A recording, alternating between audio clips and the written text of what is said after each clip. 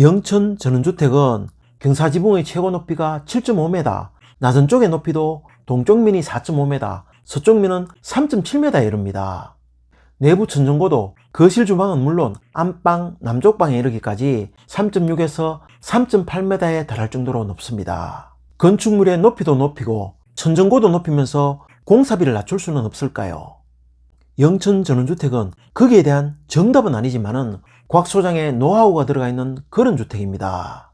외부 형태로 보면은 제일 높은 부분은 거의 2층 주택 규모 40평 주택으로서 전체 공사 금액은 3억, 싱크대, 냉방 비용, 기타, 부대 공사 비용 등을 제외하면은 대략 650만원대 철근 콘크리트조 전원주택입니다. 중 2층 규모의 외형, 그리고 내부에 높은 천정고를 확보하면서 설계 단계에서부터 건축주와 계획한 공사 금액으로 공사를 마무리하기 위해서 엄청 고민을 했죠.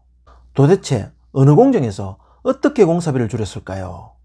공사비 비중이 큰 공정 중에 하나가 외장 마감재인데, 건축물의 높이가 높다는 것은 외벽 마감재 물량이 보통의 단층 건물의 1.5배가 들어간다는 얘기죠. 그런데 형태도 정해졌고 자재도 세라믹으로 정해졌기 때문에 외장재에서 공사비를 줄일 수 있는 방법은 없습니다. 창호도 PVC 이중창에서 독일산 레아우 시스템 창호로 변경되었기 때문에 공사비가 가중되었죠. 내부 마감재를 보면 더 걱정이 됩니다. 보통은 거실 천정고를 중 2층 규모로 하는 경우는 많이 있습니다. 그런데 여기 사모님은 거실 주방은 너무나 당연히 중 2층 규모에 현관 남쪽 입구방과 안방까지 천정고를 시원하게 해달라고 했습니다.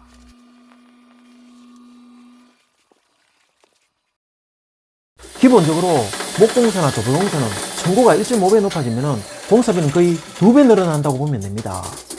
방바닥에서 작업을 하는 것보다도 사다리 우마를 타고 작업하는 거랑 BT를 타고 작업하는 거는 작업의 난이도가 완전 다르죠. 완전. 어디서 공사비를 줄이긴 줄여야 하는데 계획 단계에서부터 결정되어진 골조나 형태를 바꿀 수도 없고 내외부 마감재 스펙을 낮춰 시공하는 거는 더더욱 안 되는 일이죠. 공사비를 줄이는 방법은 공사비 비중이 큰 공종부터 손을 대야 하는데 그 중에 제일 큰 공종이 골조입니다. 전체 공사비 3억 중에 골조 공사비가 1억 이상으로 전체 공사비 중에서 30% 이상을 차지합니다. 거꾸로 얘기하면은 여기서 공사비를 줄이지 못하면은 나머지에서는 줄여봤자 거의 표시도 나지 않는다는 그런 얘기죠. 이런 곽 소장의 고민과 그 해결책이 주택의 골조 계획에 그대로 반영이 되어 있습니다. 그러면은 도대체 어떻게 골조 공사비를 줄였을까요? 영천 전원주택은 형틀 공사를 40평, 평당 140만원, 5,600만원에 계약을 했습니다. 실제로 40평 주택에 철근 15톤, 레미콘 185루베, 철근이 평당 375kg, 레미콘이 평당 4.6루베가 들어갔습니다. 형틀 5,600만원, 철근이 1,200만원, 레미콘이 1,665만원, 특파기등 토공사, 간접공사비를 제외해도 RC조 순공사비만 8,500만원에 이릅니다. 만약에 골조의 최고 높이 7.2m에 처마가 있는 경사슬랍으로 형틀 공사를 한다면은 형틀 공사에서만 평당 210만원, 8,400만원으로 최소 2,800만원, 50% 이상으로 공사 금액이 올라가겠죠. 통상적으로 평당으로 형틀 부분을 계약을 하는데 4m를 넘어가는 고야가 있는 철콘 골조는 형틀 부분에서만 50% 정도 비용이 더 들어가기 때문입니다. 골조 공사에서 공사 방법을 변경하면은 레미콘 철근 물량도 줄일 수 있습니다. 그래서 우선은 골조에서 철콘으로 해야 되는 부분과 경량으로 대체 가능한 부분을 구분을 해야 했습니다. 철콘보다는 경량이 공사 금액이 적게 들어간다는 것은 누구나 다 알고 있습니다. 주택 같은 소규모 건축물에서 복합 구조로 구조 계산을 하는 것을 설계 사무실은 별로 선호하지를 않지만은 철콘과 경량 철골의 장단점을 잘 알면은 이러한 이중 구조는 엄청난 매력이 됩니다. 당연히 공사비도 줄일 수 있죠. 그래서 영천 전원주택에서는 천정고를 중 2층 규모로 유지하면서 그 부집 자금량 철근, 레미콘의 물량을 어떻게 줄일 건지 고민을 엄청 했지요. 첫째, 철근 콘크리트 공정에서 RC조 처마를 없앴습니다. 둘째, RC조 경사슬라브도 최소화했습니다. RC조 처마, RC조 경사 슬라브를 없애는 것은 급부집 자금량, 그 중에서도 인건비를 획기적으로 줄일 수 있죠. 천고 6m 평슬라브 지붕골조의 형틀 단가보다도 천고 4 내지 6m의 천막에 있는 경사슬라브 지붕골조의 형틀 비용이 1.5배 이상 더 들어갑니다. 패시브 하우스에서 천막 없이 시공하는 이유가 공사비와 직접적인 관계가 있습니다. 단열 처리도 엄청 복잡해집니다. 저는 없애는 것이 아니라 다른 방법으로 대체를 했습니다. RC조 경사슬라브는 타설의 과정이나 결과를 보면은 RC로 이걸 꼭 해야 하나 이런 생각이 절로 듭니다. 지붕 물매가 세면 세울수록 더욱 그렇습니다.